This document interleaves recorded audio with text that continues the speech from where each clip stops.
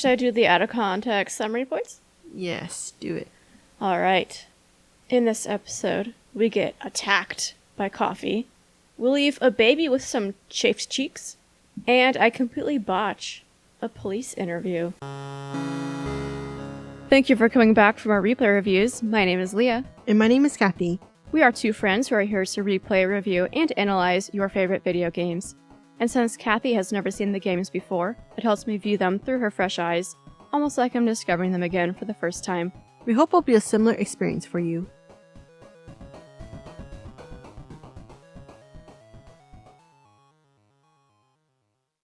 I kind of feel like I lied to you. You hyped it up for nothing. It was pretty slow still. It was pretty slow. With the exception to scene 1, it's a bit better. Are we ready for scene 1? Mm-hmm. Jaden settles in at the police station and gets to work while Ethan reports that Sean is missing. He's waiting for someone, and this is when we find out that Ari has games. There's like a ball tossing game, which is what we play, a tank game, and something else. Ari is pretty amazing, but then you have to think that something so amazing yet only he gets it. Is there a side effect? So I guess Jaden is waiting for the captain, and he's on his way to a press conference on the origami killer, which Jaden listens in on. It's quite long, but the main information from the conference is they announce the discovery of the body that we investigated as Jaden in the last episode. They say he likely drowned and is probably a victim of the origami killer. The orchid, origami figure, and mud-covered face are all signs of the origami killer. And they say that the killer chooses victims from impoverished areas so that the crime is harder to investigate. He leaves the press conference and finds a coffee machine, makes himself a nice steamy cup, and he has a reaction to it. It looks like it attacks him. Clearly it was not good coffee, but did we need to be so dramatic? If you compare that reaction to Ethan reading that poem that he opened, clearly someone has a problem, or both of them do. Yes, one does not react and one overreacts. Okay, so back at Charlene's desk, the receptionist, I guess, she kind of guilt trips Jaden into donating a few dollars to some guy Larry's lieutenant promotion gift, which is a gold watch. And then she takes Jaden to his office, which she calls a large cupboard. I didn't think it seemed that bad. I mean, it's dirty, but it's a good-sized office. I thought he was kind of overreacting again. I know. What's worse is if he had like no desk and it's just an empty room that's tiny. It could be a lot worse. Come on. I will want to say that something about the watch, the focus on it, I have a theory that maybe there's going to be some ties to politics and the origami killer, because you have a watch and it's only lieutenants get it. So then you also know about the mayor's election. Maybe it has something to do with the origami killer. Is this guy even competent without Ari? It's a fair question at this point. I think in a couple scenes you'll see yes. Okay. But as of right now, we haven't seen much. He's used Ari, even to play the game. Like, all he's done is use Ari and stand and listen and be attacked by a cup of coffee. So I understand why you feel that way. Yes. It's valid. But speaking of Ari, Norman Jaden starts to analyze the evidence so far, and the highlights from that are the tire tracks are from an 83 Chevrolet Malibu. Also, I drove a Malibu in driver's ed, and I have to say, Chevrolet, fix it. Because it was the most uncomfortable car I've ever had the misfortune of driving. Moving right along, about the origami figure, there's only one store in town, and then the orchid can be bought all over town. We also learn that the victims are all boys, 9 to 13 years old. They disappear from public places in broad daylight, and then are found 3 to 5 days later, having been drowned in rainwater. There's always a railroad nearby, and it's always in the fall. The killer is likely 30 to 45 years old, white, smart, calm, determined, and has some free time. How does all this information fit into your clown theory? It doesn't right now, but maybe we just need more evidence to talk about it. when Jaden is doing the analysis using Ari, we see a bunch of photos of the kids, and I'm thinking that maybe those kids, again, we'll have to double check them, but it does look like the ones that we see in the opening scene. Yeah, we need to look at that. Let's do it now, because it's going to bother me. I will pull them up. Ah! I skipped right to the butt. Where are the children at? Come on. Now you sound like a creep. Where are the children at? I guess that's a child. Okay. God, Leah. The sound bites for this. I guess that's a child. Where are all the children? Leave me alone. Okay. Stuff that a clown would say. Okay, let me do a side by side here. Let me just go back for a second. Maybe I'll send you a Snapchat of everyone. Okay. Okay. Okay, first child on its way to you. Okay, that is way too blurry to tell. So our conclusion is it's inconclusive. Mm-hmm. They may or may not be the same as the murdered children. After completing his work and exiting Ari, Jaden has the shakes again. It seems a lot worse this time. He tries to calm himself down, but he also...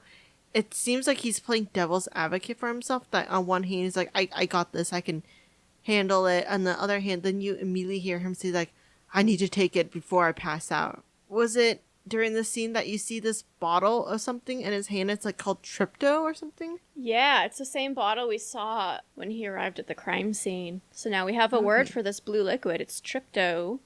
And it seems like maybe that's some sort of cure. But he doesn't want to take it. So that seems weird.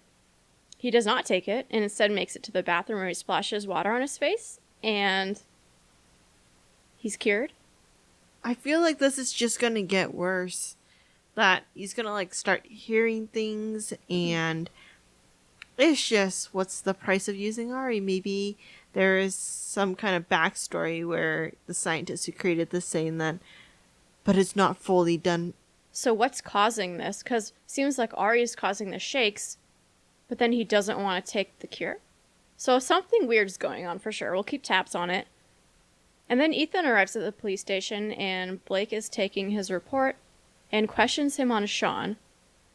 So he asked Ethan some questions, and here's what I told him. That we arrived at the park at 4:45, that Sean was wearing a black coat and green pants. Do you want to hear what actually occurred? What the truth was? Was he wearing a green jacket, white shirt, tan pants? That's my guess. No, so shirt was never on the table. But the correct time was 4:10. So I got that wrong, but in my defense, 4:10 was not an option to answer that question with. The closest would have been 4:15. It was not a black coat, it was a white coat. So opposite there. And the pants were in fact green, so I got one question right. Wow. I got 0 right. Jaden walks up to listen in as well and asks him a few questions. And then by the end of the interview/interrogation, did you hear that voice crack? I did. First voice crack of season 2. There you go. You're welcome. Okay, his wife is, like, wobbling back and forth. And so far, why is it that the male characters are designed pretty well, and then you have this wife who looks like she's barely opening her eyes? She's wobbling back and forth. Yeah, is she drunk? Grief-stricken? Cold? Does she need to go pee? These are all potential options. Watch it and let us know what you think. Moving right along to scene 2, Scott Shelby gets a step closer to the origami killer. He arrives at a convenience store, I believe owned by the father of one of the origami killer's victims, who definitely does not want to help Shelby. And, well, the inhaler saves the day yet again. It allows him to talk to this guy because he goes to the back of the store to get an inhaler. And then a guy with a gun comes in the store and starts to rob it. And Shelby eventually takes him down. And at that point earns the trust of the clerk, who just leaves this man unconscious on the floor. Makes no attempt to reach for a phone.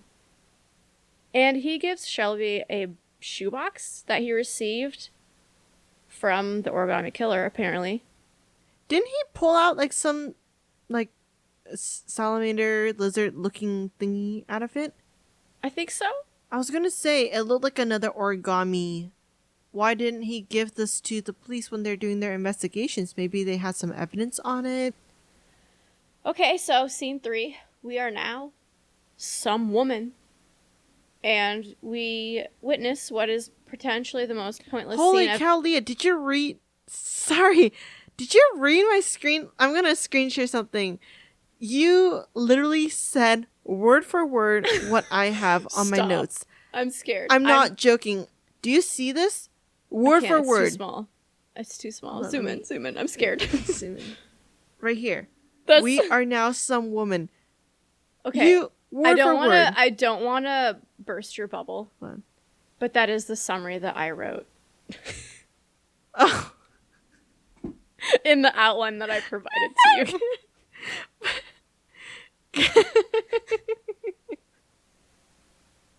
I thought I wrote that. I literally, because I was thinking that, and I thought I wrote that.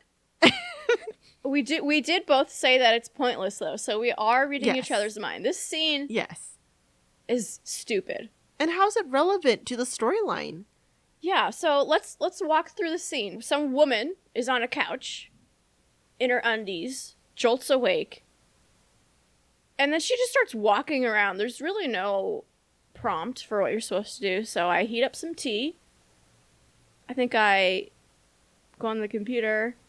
She leans against a window very seductively in her underwear. Nobody does that. And then to progress the story, we have to take a shower. Wait, before that, you have to take some weird pill, and then your face is 3 inches from the mirror, and you're just looking at yourself, touching your own face, your under eye bags. Right? It's weird. And then, then commences the AFFM, which is the almost full frontal moment. I guess extremely close boobies are okay, but a lady pee-pee is not. Anyway, after the forced shower scene, so far this game really likes showers and butts. Mm-hmm. This is why we track butts, because they're everywhere in video games. She comes out of the bathroom, and now there's like people in her apartment, and they left the fridge open. So here's where we need to pause. Who breaks in somewhere and goes for the fridge? I can only think of it as a red herring that they purposely open the fridge so you walk over there trying to close it, and then they attack. But that's not the case here. Because that's the only thing that makes sense. Mm-hmm. She then tries to go for the front door. It's locked from the outside. Wait, I'm going to say that before she makes it to the front door, she pretty much body slams into the door. She's not quiet about it. She's not sneaky. No. And she contemplates whether she goes for her phone instead. But no, she just slams against the door and just tries to open it. If I was trying to escape, I'm not going to be making that much noise. I'm going to try my best to limit that. Yeah. A fight does break out, and in her defense, she's pretty good. Except for the fact that this is a dream that she soon wakes up from. After someone slits her throat in her dream. Yeah. And she's constantly fighting from one person to a second person. And then there's like 4 people in total? 5 people in total in this fight scene. At least 2. Potentially double. And so it was all a dream. So she dreamt taking a shower? At least she didn't dream of her peeing. Do you have any idea what the heck that was about, or any theories about what's going on? Didn't she have a gold watch on her coffee table? Is she a lieutenant? I don't know if the gold watch is the same kind of watch as the one they're trying to save up money for. Okay, yeah, it's a watch. It's either leather or gold, but it's definitely a different design. Okay, never mind. Ethan starts to track down Sean, and he starts where he should have started a few days ago, actually looking at that envelope that had the creepy poem in it. And he finds a locker key in it. He has to sidestep a ton of reporters, and did they really not see him? Like 20 feet away from them, get in his car? I believe at a train station. Ethan is close to finding the locker when he has an episode. Do you think this is like PTSD from the day Jason was killed? Because he says he's not sure he can handle the crowd. And there was definitely a crowd at the mall the day that Jason died. I wouldn't be surprised if it's some PTSD, but I can also see this as like the beginning moments before he blacks out and ends up on that street. That's interesting because this is sort of like cause and effect, clearly. Like the crowds freak him out. But when he blacks out, it seems like it just kind of comes out of the blue. So I don't know how they're related, but that's an interesting observation. But going back to that letter, something about churches, and so doing some own FBI profiling on my own, I'm starting to think that the killer is someone who probably was a churchgoer or something. He probably lost his son, depending on how early he started killing. Maybe he escalates it from killing kids around his son's age, and he probably went to a church or something. Not quite sure, but I'm starting to lean towards that theory. Back to Ethan's episode. It gets really weird. It gets like really weird because people freeze. And then when he touches them, they collapse. And then Jason's here with his balloon. And then it's just over. And nobody stops to check on this man cowering on the floor. People suck. They do, honestly. So he finally makes it to the locker. And he finds a shoebox not dissimilar to the one given to Scott Shelby in the last scene. He then is in a motel room sometime later, and he opens the box to find a gun, 5 origami figures, an SD card, and a phone. He unfolds the first origami, which reveals a note that says, "Are you prepared to show courage to save your son?" and an address for Joe's garage and parking lot. And then he inserts the SD card into the phone. It also has a message that says, "How far are you prepared to go to save someone you love? 5 origami figures. Each figure is a trial. Each trial provides letters. The letters reveal an address." And then Ethan heads out. So Kathy, what do you think the trials are? Is it going to be about how to become a clown? Because we do practice some juggling. It's true. He did juggle in the first episode. Again, why is Ethan not giving this evidence to the police that can actually potentially help save his son? And also indicate that this literally is Origami Killer. It's not, could be. If it is, then we got 4 days. It is. And we confirm that, and maybe they can help him. And it's not like on the cell phone says, "Do not go to the police." It doesn't say that. Yeah, that's true. Let's go through his mind.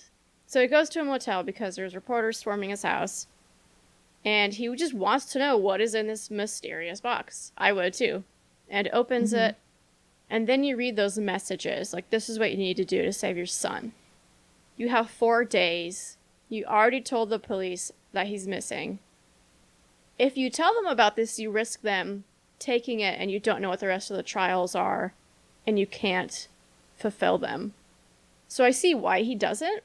But I agree, he should find someone who will at least work with him. Jaden starts his hunt for the Origami Killer by presenting his profile. He thinks the killer has nothing personal against the victims, but they are more symbolic, rather than killed out of hate. And this is why he covers their faces with mud and gives them gifts of the orchid and origami figure.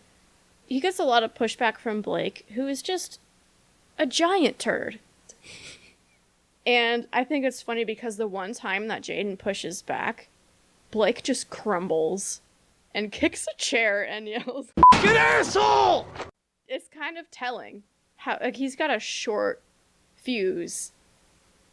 So at their first suspect's residence, Nathaniel, they discover that he's not home, and Blake just kicks the door in. And Jaden says, that's not entirely legal, which, I don't know, kind of seems like an understatement to me. The interior is a bit questionable. I think Father Martin would like it, though. Don't you? He would. He would. It's covered in crucifixes and candles and nothing else. But after observing the apartment, Jaden does not believe that he is their guy. Unfortunately, Nathaniel returns and finds the two of them in his house. Blake gets very aggressive with him and hits him. I don't really blame Nathaniel when he pulls a gun on him. I was definitely not going to shoot him as Jaden, because in my opinion, Blake sort of brought this on himself. What was Blake even expecting? Like, what kind of reaction did he want Nathaniel to do? Say, oh yeah, it was me. Please stop kicking me. Jaden is able to talk Nathaniel down, but I would not have missed Blake at all. And they arrest him, and they move on. But it seems, first suspect, they struck out. He's not their guy. Do you agree? I don't think so. I don't think he's stable enough. However, I do think he knows the killer. Again, with the church theory, maybe they went to the same church. Maybe he's lost a kid and he probably doesn't know the killer, but they're related somehow. Moving on to our last scene for the episode, Scott Shelby continues his investigation at the home of the most recent victim's mother. So he arrives at the residence of Mrs. Bowles, who is the mother of the boy that we investigated as Jaden at the beginning of the game. And he finds a note on the floor that reads, "It's too hard, I can't stand it anymore, take care of my baby." And then there's just a baby screaming and crying. It's kind of frustrating that if she leaves the letter right there, who does she think is going to find the letter and know the baby's there, right? Probably better off dropping off the baby in a note to like a fire department or a safe haven or just somewhere. Yeah, it is an odd choice. She does mention her mother at some point, but says that she didn't want to ask her for help anymore. So I don't know. Maybe she would have come by, maybe not. Either way, don't do that. Scott will soon find her. Don't do it. Scott will soon find her in a bathtub, thankfully still alive, and mends her wounds on her tiny wrist. That thing is as thick as a pencil. Mm-hmm. I have small wrists, and even mine look chunky compared to that. This game, one of the episode look backs, I'll just say it early, is that the females are poorly designed. You have a wobbly Grace. You have a naked lady who has weird dreams and makes tea in her dreams. And then you have a woman with tiny wrists. It reminds me of The Wolf Among Us, where it felt like every female character's face was the same shape. They just changed their eye color. He then goes to help out the baby, Emily. And this is where he doesn't put any powder or do any wiping. Those poor baby's cheeks are gonna chafe. He helps the baby and then returns to the mother to question her. And she reveals that her husband disappeared after their son Jeremy went missing, and that she found a cell phone that she didn't recognize, and tells Scott that he can take it. This looks like the same phone that Ethan has, right, from the shoebox? No, that one was like a slide phone, like without a 10 key, and this one does. Because I remember that slide phone, I made a comment saying it looked like way back then when I had a slide phone. I remember those days. They are different phones. So that's interesting.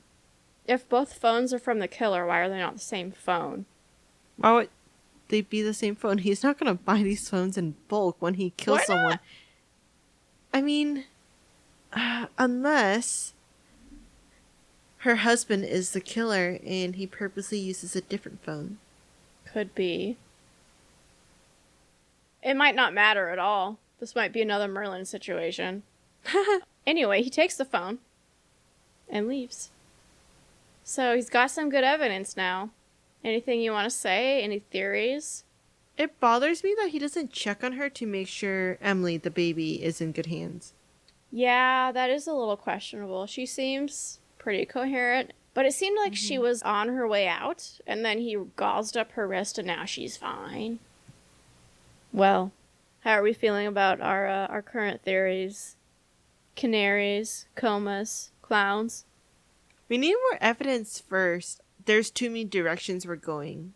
Here's a... I really like the canary theory, so I'm gonna fight. I'm gonna fight for it. One connection we can make in this episode. The bird was in a cage.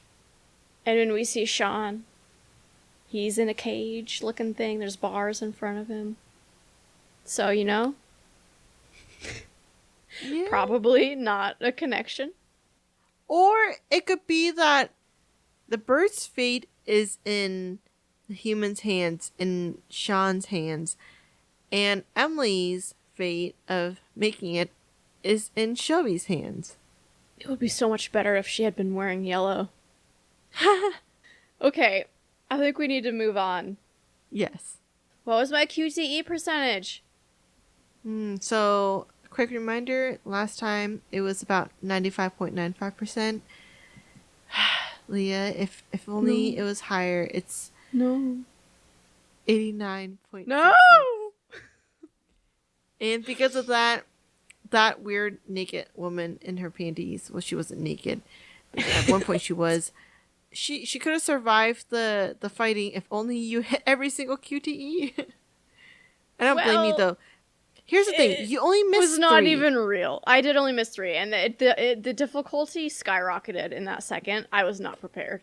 You were supposed to hit like 4 QTEs at the same time, so I don't blame you. I should just hit all of them at the same time and see what happens. And there's only about 29 QTE opportunities, and last time it was 74. Yeah. So, True. yeah.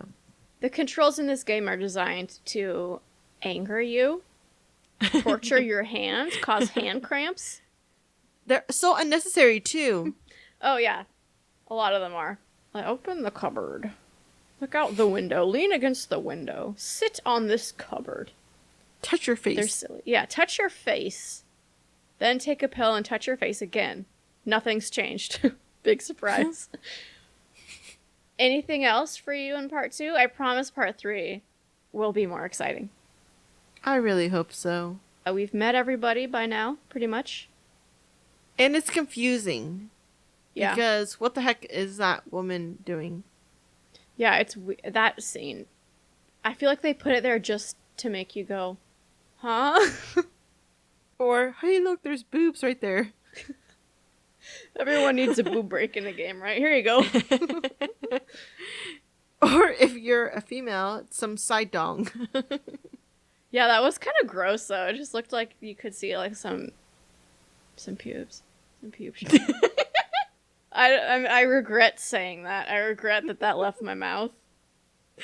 I apologize, but it's true. Go look. Not at ours because I blurred it out of caution, abundance of caution. Is that it? Should we end this? I don't know how else we want to end the game besides talking about reproductive systems and parts and everything. Reproductive hairs. That's what I thought you were gonna say. Yeah, we have to end it. We're too old to be laughing at this. Count us off, please. Okay. Yes, to spare the delicate ears of our listeners, I will count us off. Audacity on 1. 3, 2, 1. Thank you for listening, and don't forget to send in any questions, comments, or game suggestions. You can find all our contact info on our website, replayreviewspod.com, or contact us directly through our site.